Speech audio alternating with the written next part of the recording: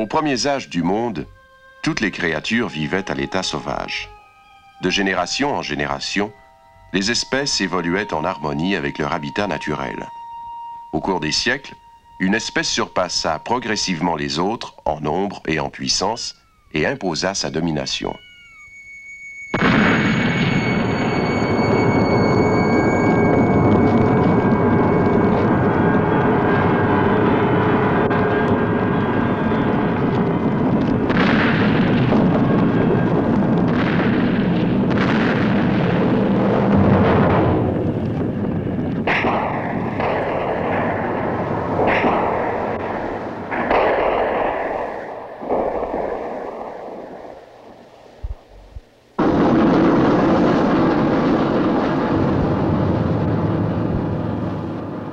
Soyez féconds, multipliez, emplissez la terre et soumettez-la.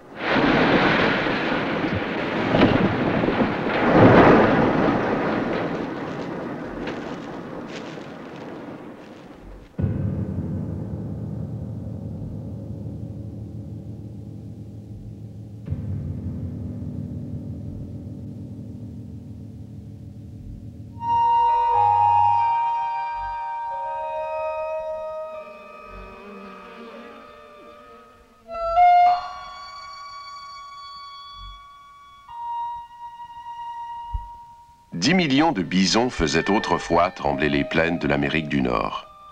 À la fin du 19e siècle, ils avaient presque complètement disparu. De nos jours, le parc national Wood Buffalo, dans le nord de l'Alberta, abrite 12 000 de leurs descendants.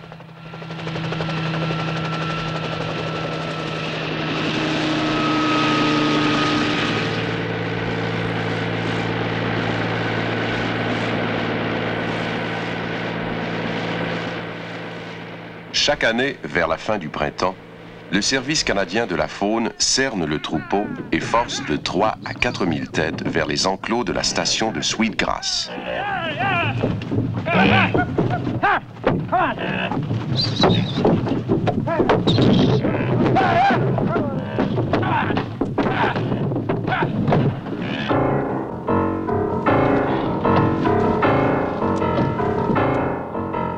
Le troupeau entier est sur les nerfs, au bord de la panique. Les jeunes bêtes s'accrochent à leur mère, terrifiées à l'idée d'en être séparées.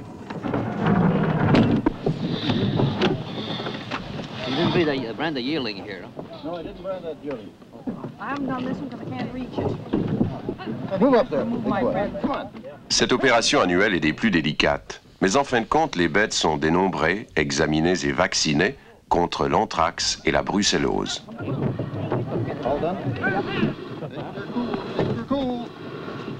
Le docteur Ann Currier, biologiste, travaille pour le Service canadien de la faune. Sa spécialité, la médecine vétérinaire. C'est son premier été en compagnie des bisons.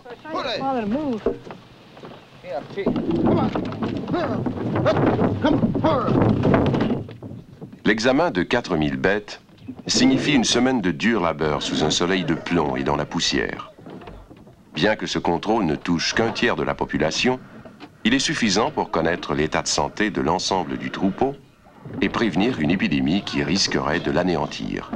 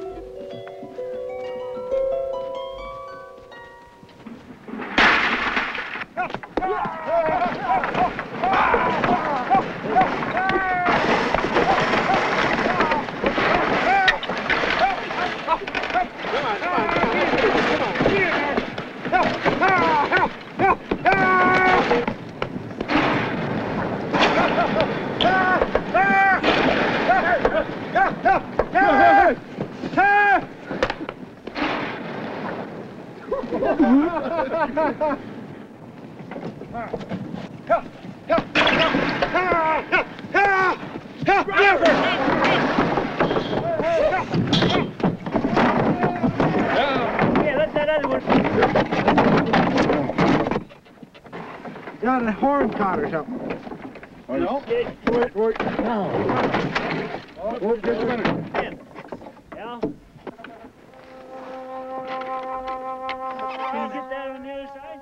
D'instinct, le mouflon des Rocheuses passe l'hiver en montagne pour fuir les prédateurs.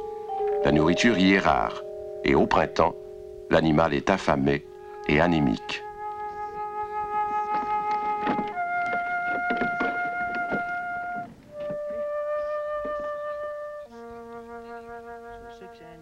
Ce mouflon des Rocheuses a au moins 6 ans, car on distingue clairement 6 anneaux. La longueur des cornes, 34 pouces et 3/8, est celle d'un animal adulte.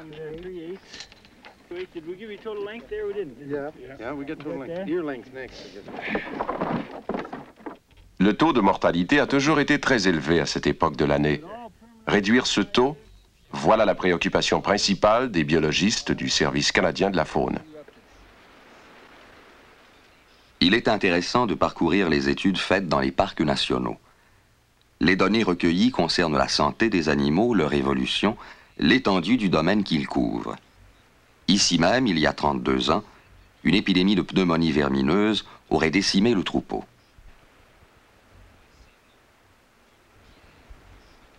Il existait une compétition fatale entre les ongulés sauvages et les ongulés domestiques, compétition qui a joué un rôle important dans le déclin de la population du mouflon des Rocheuses.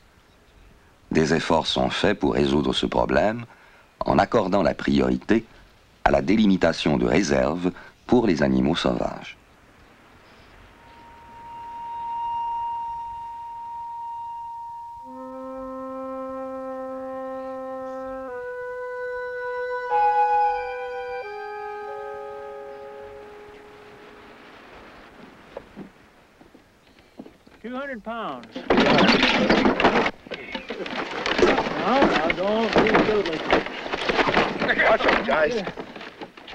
Son poids est impressionnant, 200 livres. Sa fourrure est infestée de tiques. Les quelques blessures qu'il s'est infligées ne nécessitent pas de traitement élaboré. La nature y pourvoira.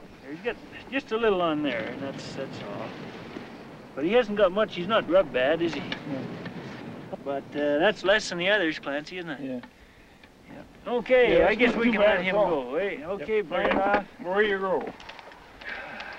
That's it for him.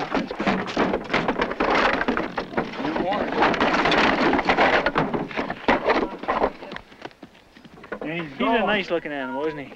He's gone, yep. He's a beauty. Eddie, wait.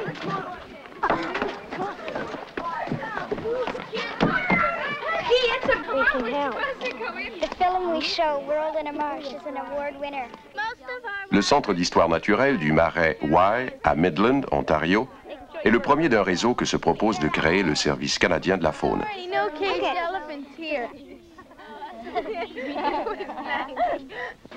Ces centres ont pour but d'inculquer à l'homme un sentiment d'appartenance à la nature. Les visiteurs les plus importants, ce sont les jeunes, les futurs protecteurs de la faune.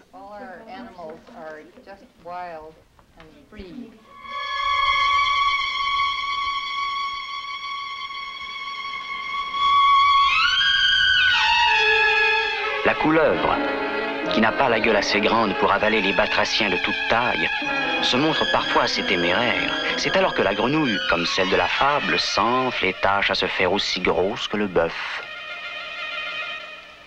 Et si vous insistez, gare à vous, madame la couleuvre.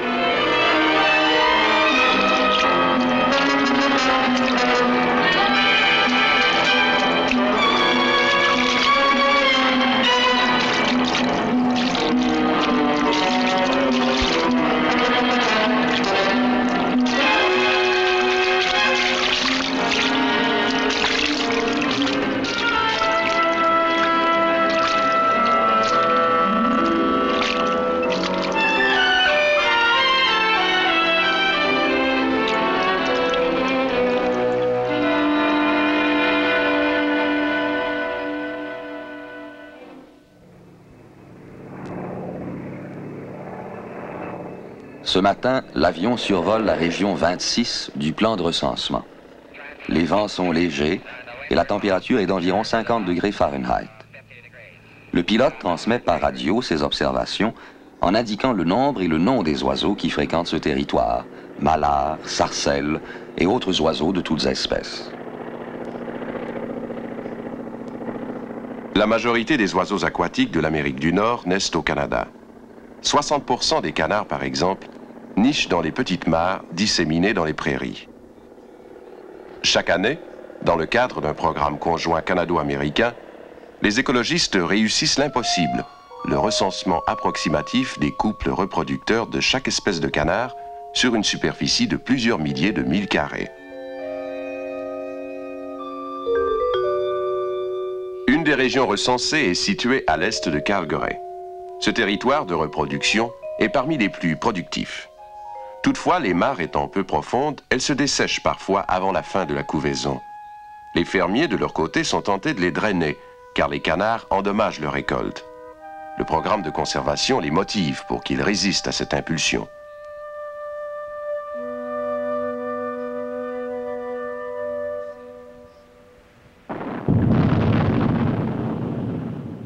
Dans l'Est, au Nouveau-Brunswick, les marais abondent, mais les mares sont peu nombreuses.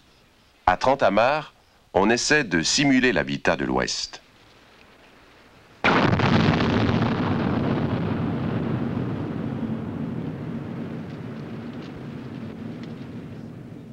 Dans 2 ans environ, lorsque les cratères auront été inondés et que la végétation aura poussé, la population des canards commencera peut-être à croître. Ce programme a été élaboré à partir des habitudes des couples de canards. Chaque cratère pourra être partagé par diverses espèces. Il n'y aura cependant qu'un seul couple de chaque espèce par cratère.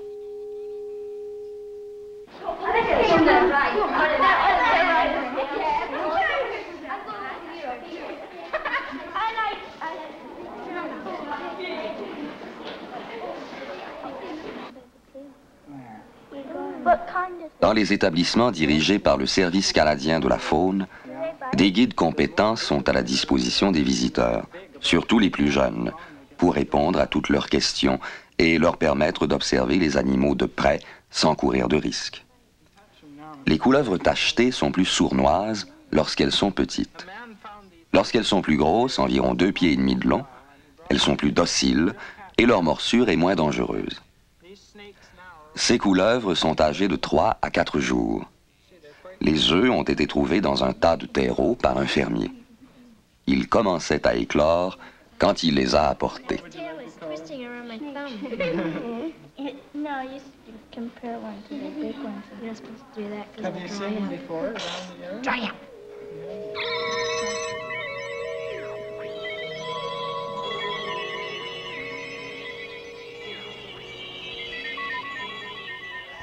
Un grand nombre de cours d'eau, surtout à proximité des grands centres, ne sont plus poissonneux parce que trop de pêcheurs y viennent. Les spécialistes de la faune doivent donc assurer l'ensemencement de ces cours d'eau. Ils recueillent des truites afin de s'approprier leurs œufs et d'élever les alevins dans des viviers. Le poisson y est gardé jusqu'à ce qu'il ait environ 2 ans et mesure de 6 à 8 pouces. C'est donc dans des conditions idéales, dans un centre piscicole près de Jasper, que ces poissons ont passé leurs premières années. Ils doivent maintenant retourner dans un milieu naturel et apprendre à se défendre seuls.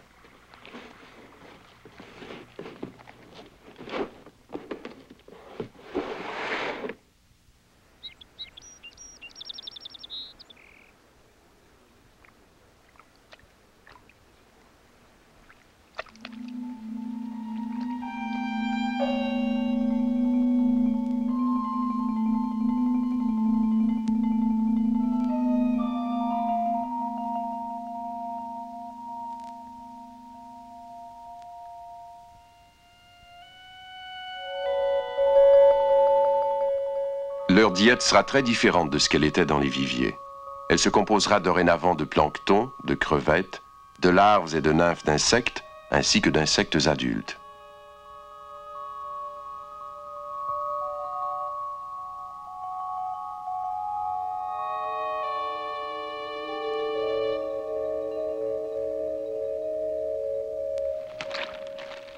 Les analyses permettent de croire que ce lac peut recevoir les poissons. Combien de temps vivront-ils? Tout dépend du nombre et de l'habileté des pêcheurs qui viendront tendre leurs lignes dans ces eaux.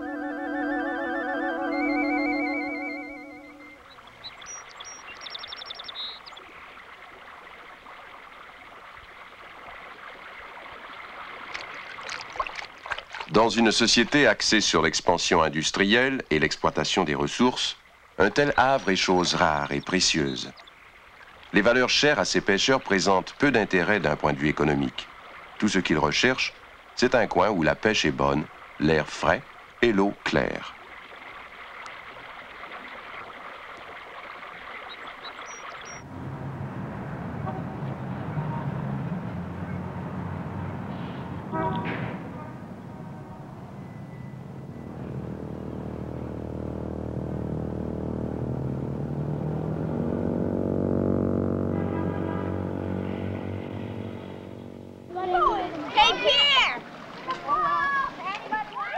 Les enfants de la nouvelle génération apprécient autant que leurs parents et grands-parents les jeux simples qu'offre la nature. Combien de générations encore referont ces cris et ces gestes qui nous semblaient pourtant éternels?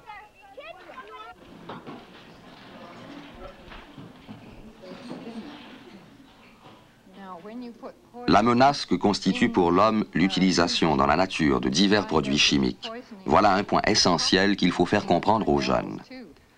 Si l'on introduit un poison à un niveau quelconque de la chaîne alimentaire, c'est toute la chaîne qui se trouve empoisonnée, y compris le grand-duc. C'est peut-être même l'homme qui est empoisonné tout autant que le grand-duc. Parce que l'organisme est incapable de l'éliminer, le DDT s'accumule dans les tissus et devient un poison. Les chenilles absorbent du DDT. Le merle américain se nourrit de chenilles. Le faucon mange les merles américains. Lorsqu'il aura mangé un certain nombre de merles américains, le faucon aura accumulé une quantité de DDT telle que sa vie sera mise en danger.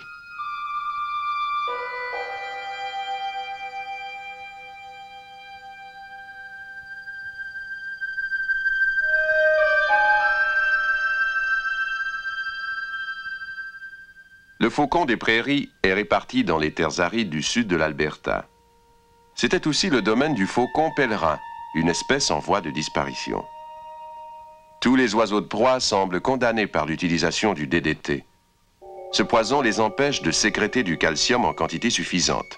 Par conséquent, la coquille de leurs œufs est mince comme du papier et trop fragile bien souvent pour résister jusqu'à l'éclosion. D'autres substances chimiques semblent produire des effets identiques. Depuis 15 ans, Dick Fife étudie les faucons et cette question le préoccupe.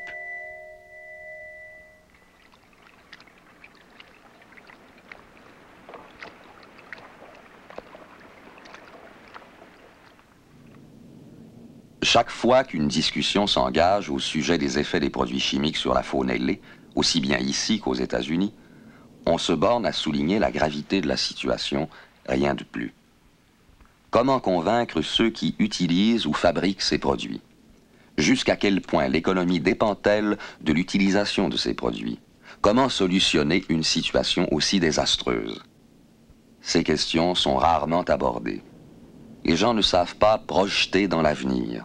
Ils pensent que les écologistes soulèvent une tempête dans un verre d'eau, qu'ils racontent des histoires inventées de toutes pièces.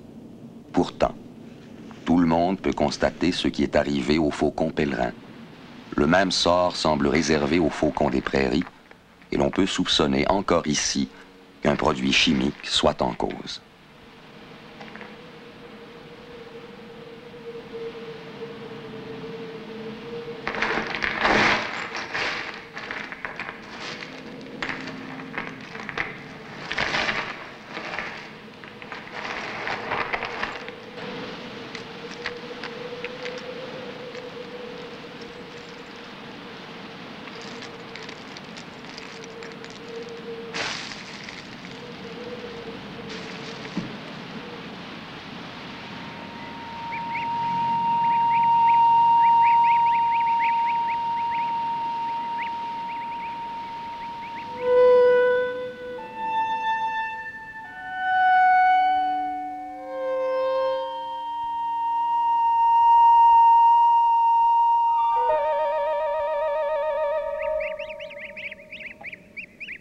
Les articles de revue les plus récents ont exposé avec vigueur le problème général de la pollution, dont les pesticides ne sont qu'un aspect.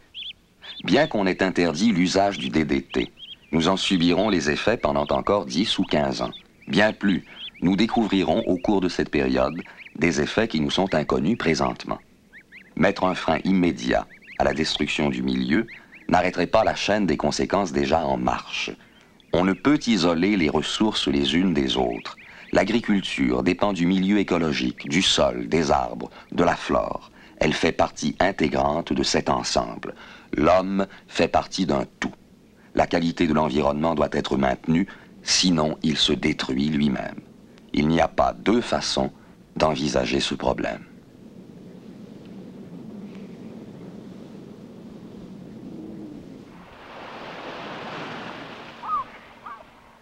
Pointe-Pelée est l'endroit le plus au sud du Canada. C'est un petit promontoire qui fait saillie dans le lac Erie. Pour de nombreux citadins du sud de l'Ontario, le parc national de Pointe-Pelée est un refuge de fin de semaine, un coin tranquille où ils se reposent du stress de la vie urbaine.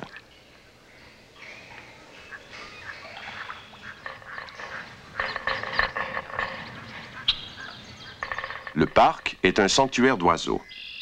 Lorsqu'au printemps les oiseaux reviennent du sud, les citadins quittent la ville pour venir les observer.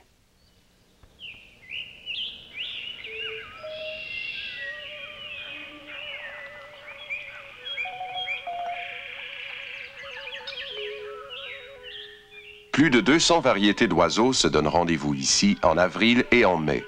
Des fauvettes, des tangaras, des orioles, des gros becs. Leur ramage, comme leur plumage, célèbre la fin d'un autre hiver. Ils procurent aux citadins un plaisir fugitif, marquant le passage des saisons.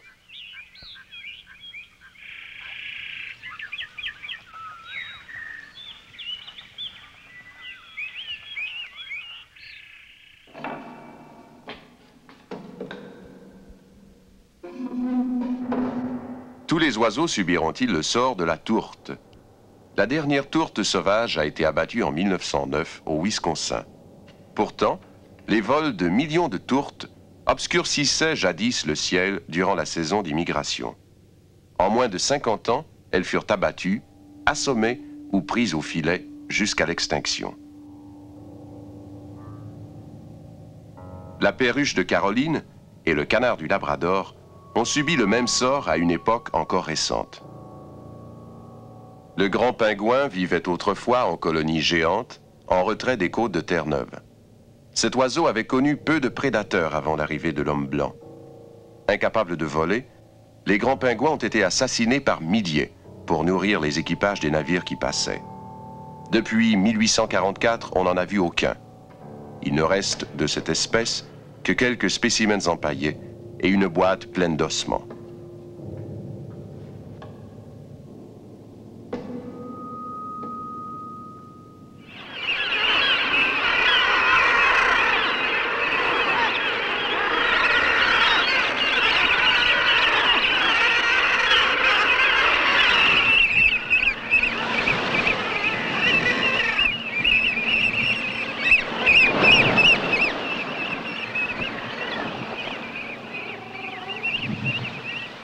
L'île Verte est un rocher escarpé à 7000 des côtes de Terre-Neuve. C'est le territoire de reproduction de plus de 100 000 oiseaux de mer. Depuis 20 ans, le docteur Leslie Tuck étudie les oiseaux de l'île Verte et plus particulièrement la marmette, qui appartient à la même famille que le grand pingouin.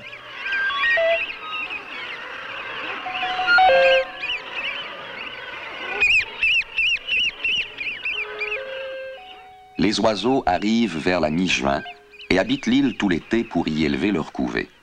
Ce long séjour permet au docteur Tuck de les baguer. Il lui faut baguer le plus de marmettes possible, car le pourcentage de bagues recouvrées ne dépasse guère 1 ou 2%.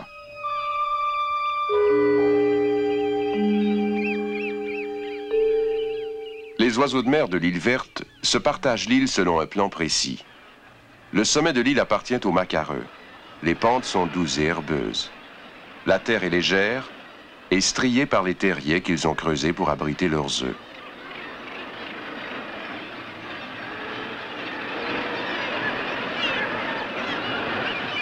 Sur les corniches en contrebas habitent les marmettes. Elles s'entassent sur le moindre plateau et passent la majeure partie de leur temps à empêcher les oisillons de tomber dans la mer.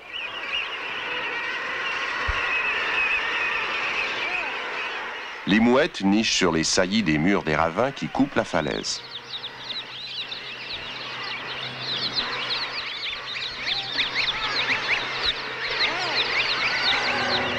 Les navires qui ont jadis causé l'extinction du grand pingouin menacent aujourd'hui toutes les espèces. La pollution par l'huile entraîne des conséquences fatales.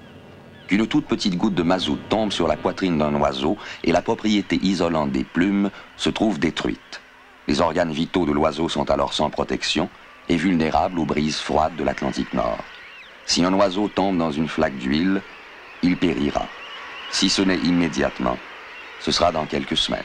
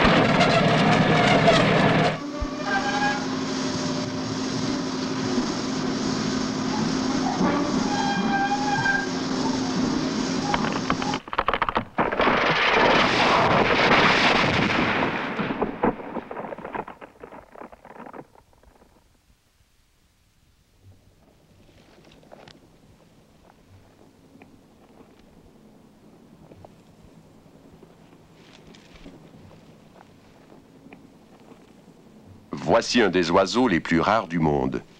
En 1941, il ne restait plus que 14 grues blanches d'Amérique et l'espèce était sur le point de disparaître. Tout a été mis en œuvre depuis 1945 pour la sauver. Au printemps 1970, il y avait 56 grues blanches en liberté.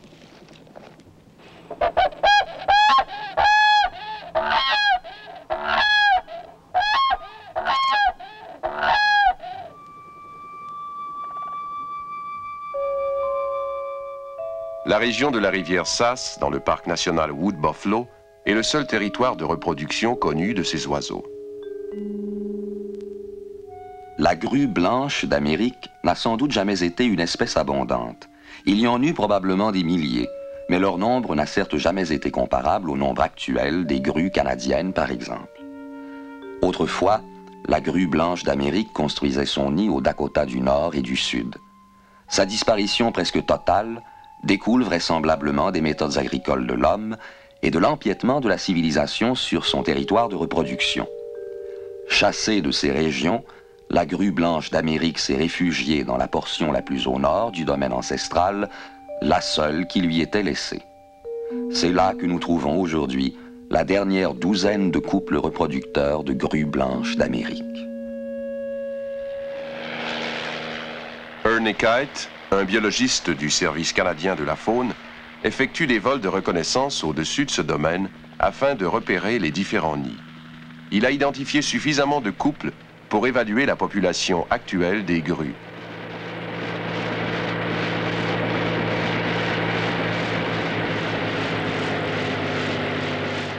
L'an dernier, en 1970, il a trouvé 14 couples, soit le plus grand nombre de couples de grues jamais enregistrés.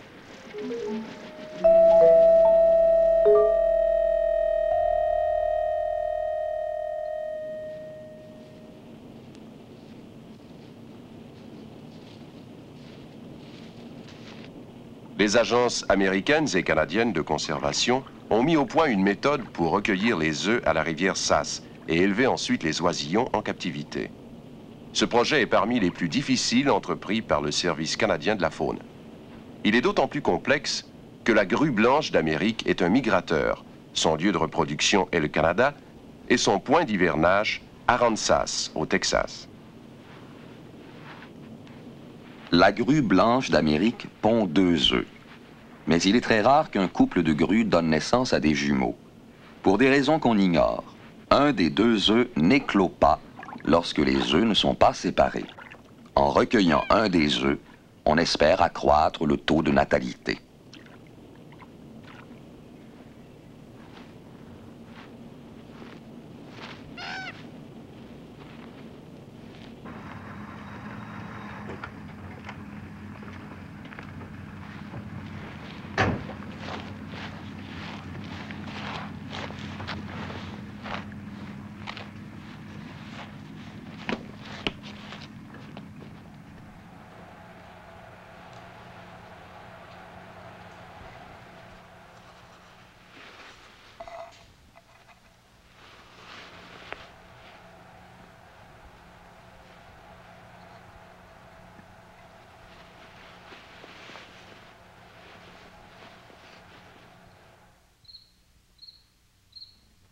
On monte la garde autour des œufs toute la nuit.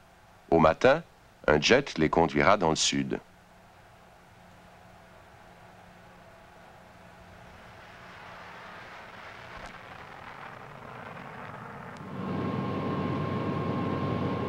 La première année, une compagnie d'aviation commerciale se chargea du transport. Depuis 2 ans, les forces armées effectuent un vol direct de Fort Smith à Laurel, au Maryland.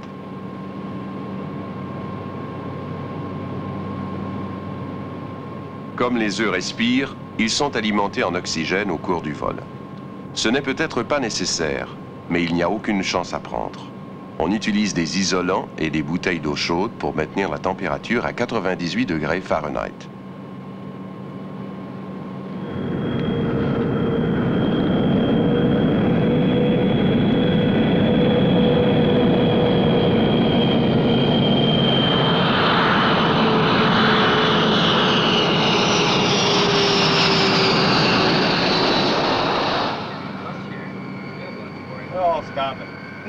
Les Américains acceptent la charge des œufs à la base militaire d'Andrews, près de Washington.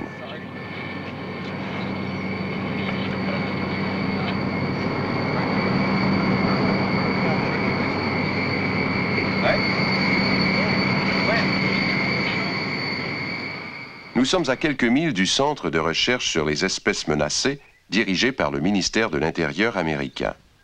Le transfert s'est effectué juste à temps, la première semaine de juin étant la période habituelle d'éclosion des œufs.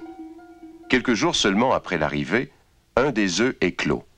La population des grues blanches d'Amérique s'est accrue d'un sujet.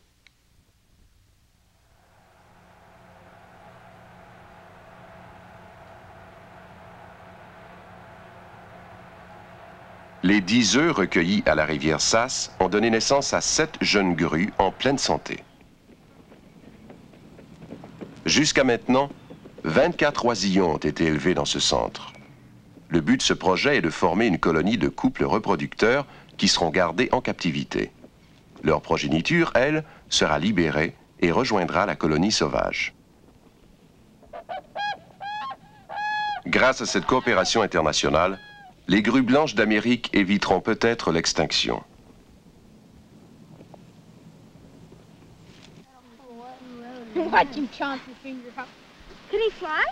Cet oiseau est quelque peu désorienté. Il s'est heurté à une fenêtre. C'est d'ailleurs pour cela qu'il a été capturé. Il est encore très jeune et commence à peine à voler. Il semble avoir repris ses sens. Vaut mieux le laisser s'envoler. Les oiseaux sont traumatisés lorsqu'ils sont ainsi entre nos mains. C'est le mois de septembre. Le court été arctique est terminé. Le vent est propice et les nouvelles générations d'oies se joignent à la grande migration vers le sud. La route principale survole Kindersley, en Saskatchewan. Pendant 3 semaines, les grands vols sillonnent le ciel. Des oies blanches, des oies à front blanc, des oies de Ross, des bernaches canadiennes.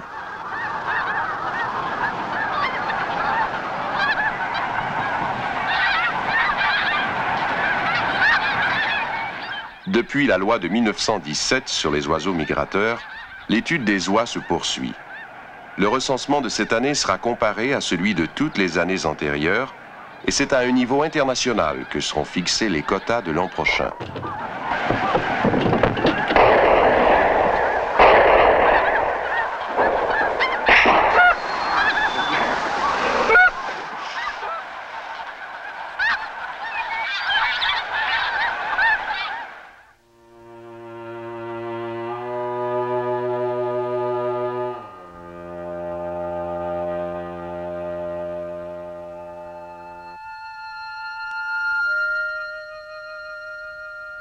Les oies ont déjà parcouru quelques 1500 milles lorsqu'elles atteignent le sud de la Saskatchewan. Elles s'y reposent environ une semaine, se préparant pour la prochaine étape de leur voyage vers le Texas. Tôt le matin, elles se nourrissent du chaume des champs de blé. À midi, elles se chauffent au soleil dans les fondrières, non conscientes de la présence de filets à roquettes dissimulés sur la rive.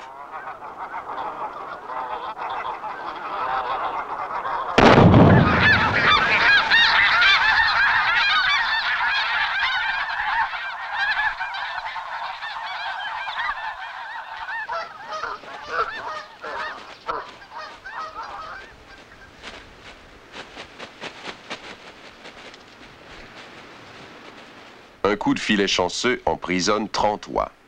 Quelques bêtes, en danger de se noyer, sont rapidement tirées de l'eau.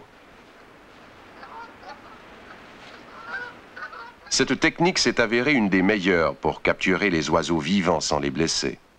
Les oies seront examinées, baguées, puis relâchées.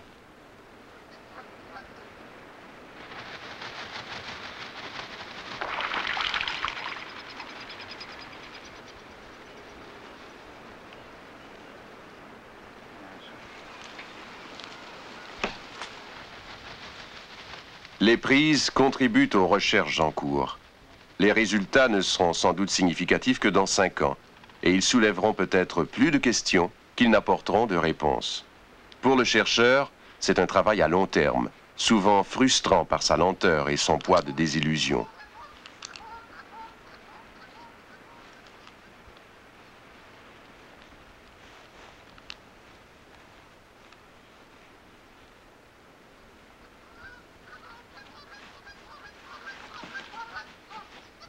Bouleversées par l'expérience, certaines oies perdent le sens de l'orientation.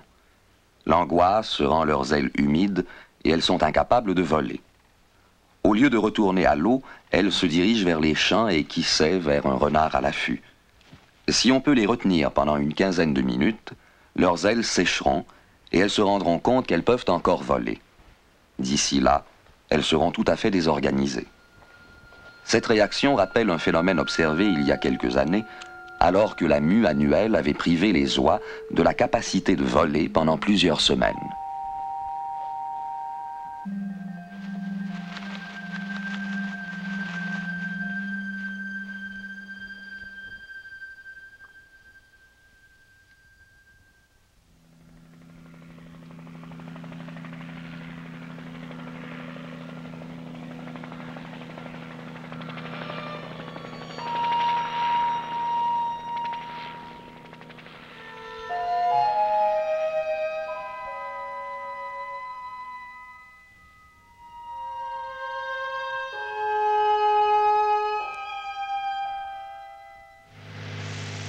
Une théorie a prévalu, voulant que les ours polaires du monde se déplacent autour du pôle selon un tracé circulaire identique à celui des glaces qui tournent autour du pôle dans le sens des aiguilles d'une horloge.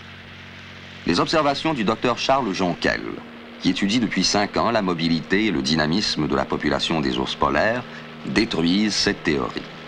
Les spécimens qu'il a étudiés manifestent un réel attachement à une région précise de laquelle il s'éloigne peu. Tous les ours marqués qu'il a capturés à nouveau l'ont été dans la région où ils avaient été capturés pour la première fois.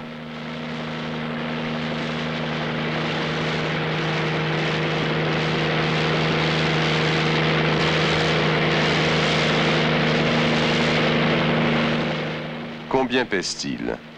900 livres? 1100 livres? Disons environ 1000 livres. La dose est déterminée selon le poids de l'animal.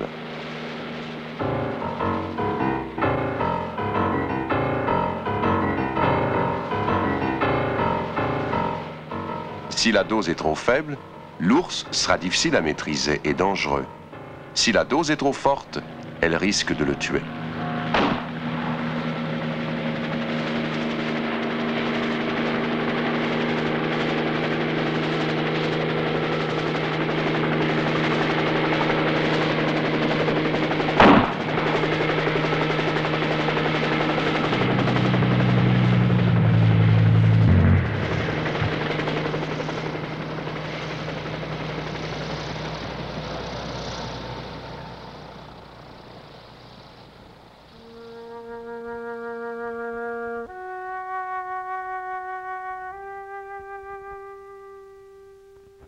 Nous sommes en avril, à 60 000 à l'ouest de Fort George, au Québec.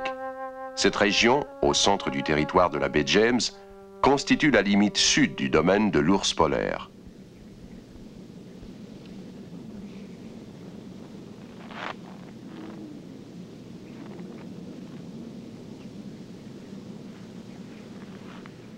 La population mondiale totale des ours polaires baisse peut-être plus rapidement qu'elle ne devrait. D'instinct, le chasseur esquimau le sait. Alors qu'avec ses chiens, il ne capturait que 3 ou 4, parfois 5 ours par année, un seul voyage en motoneige rapporte de 7 à 8 bêtes. La capture de chaque ours doit servir au maximum les fins de la science. Le tatouage, pratiqué dans sa lèvre supérieure, permettra de l'identifier sans coup férir s'il est capturé à nouveau ou tué, qu'il tombe dans les mains d'un chasseur esquimau ou indien, ou qu'il soit abattu illégalement. Lorsque l'animal a été tué illégalement et que la peau revient dans le réseau légal de la traite des fourrures, la coopération des tanneurs est essentielle. Il leur appartient d'avertir le service qu'un animal marqué est entre leurs mains en indiquant la provenance de la peau.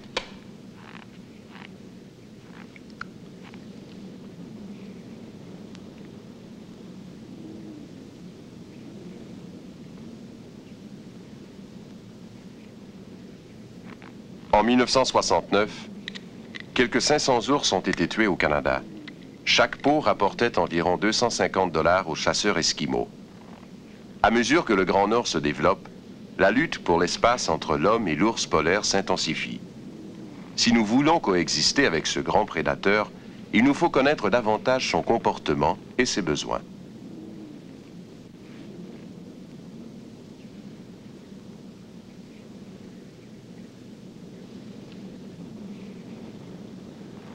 Le docteur Jonquel a marqué 200 ours jusqu'à maintenant. Le marquage permet de tracer la carte du territoire où ils évoluent et peut-être de déterminer les chances de survie de chaque individu. Les effets de la drogue disparaîtront rapidement. L'expérience n'est sans doute pas agréable pour l'animal, mais l'épreuve infligée à quelques-uns fera peut-être la différence entre l'extinction et la survivance de l'espèce.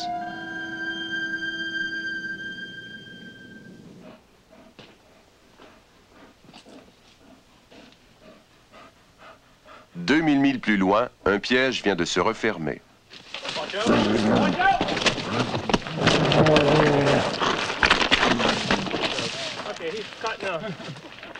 He's held for a while. Harry, do you want to... get those packs? Au sanctuaire de gibier de Kluane, dans le sud-ouest du Yukon, le docteur Arthur Pearson est entré dans la dernière phase d'un programme quinquennal de recherche sur l'ours grizzly.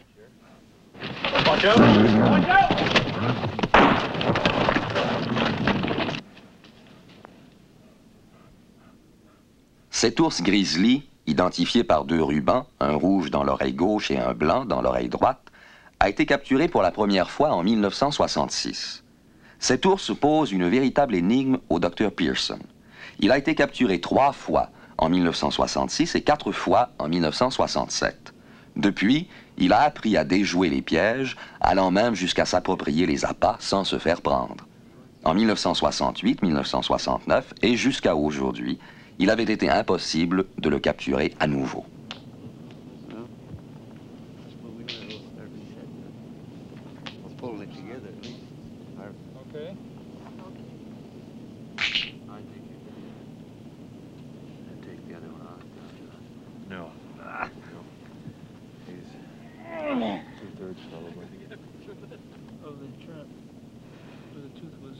L'essentiel des recherches porte sur le dynamisme de la population ou, en d'autres termes, l'écologie de la population. Combien de grizzlies vivent dans cette région? Quelles sont leurs conditions de vie et leurs chances de survie? Combien de petits ont-ils en moyenne? Quel est le taux de mortalité? Telles sont les questions que se posent les chercheurs. Une fois que l'ours a été pesé et mesuré, il est marqué à l'aide de 2 rubans de couleur vive de façon à pouvoir l'identifier à distance. On lui passe ensuite un collier muni d'un radioémetteur afin de le suivre à la trace. Une des prémolaires est arrachée, ce qui permettra de déterminer l'âge de l'animal. Le sément de la dent comporte des anneaux concentriques semblables aux anneaux de croissance du tronc des arbres. Une fois sectionnés, teints et analysés au microscope, ces anneaux révèlent l'âge de l'animal.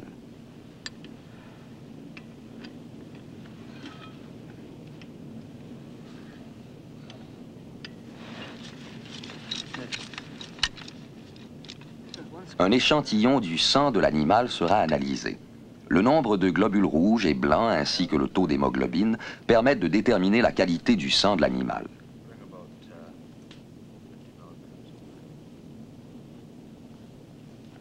Ces morsures indiquent que cet ours a été récemment mêlé à une bataille.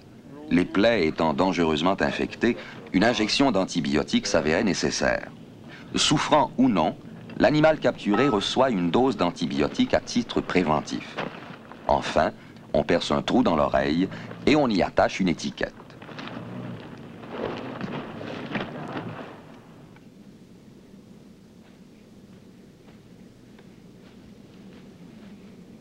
Personne n'a encore découvert où cet ours hiberne et quelle est l'étendue de son domaine. Maintenant qu'il porte un collier radio, il sera suivi à la piste. Ses allées et venues seront enregistrées jusqu'à ce qu'il hiberne.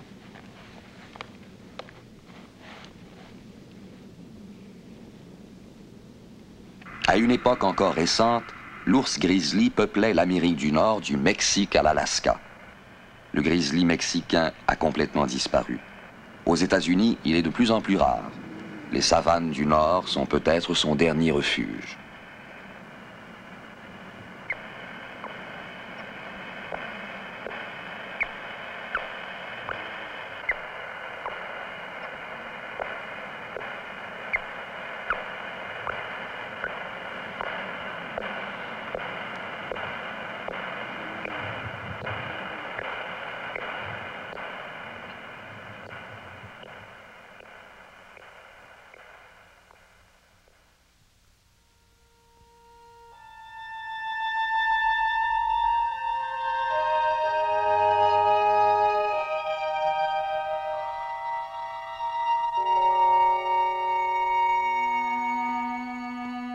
Il n'est guère rassurant de se promener le long d'une rivière à 100 milles de la ville et de voir flotter sur l'eau des détersifs et de l'écume de lessive.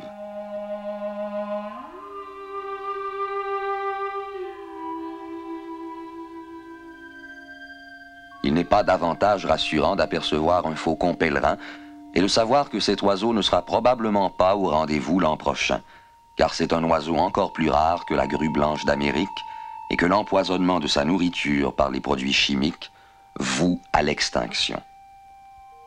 Que peut-on faire pour sauver le faucon pèlerin? Capturer les quelques survivants et les garder en captivité, en espérant qu'un jour, ils pourront être retournés sans danger à la vie sauvage. Faudra-t-il une deuxième création pour que notre environnement retrouve sa beauté originelle et pourvoie à la sécurité de toutes les créatures? Par son intelligence, l'homme a établi sa suprématie sur toutes les autres créatures. S'il n'utilise avec sagesse cette puissance, ses propres jours pourraient bien être comptés.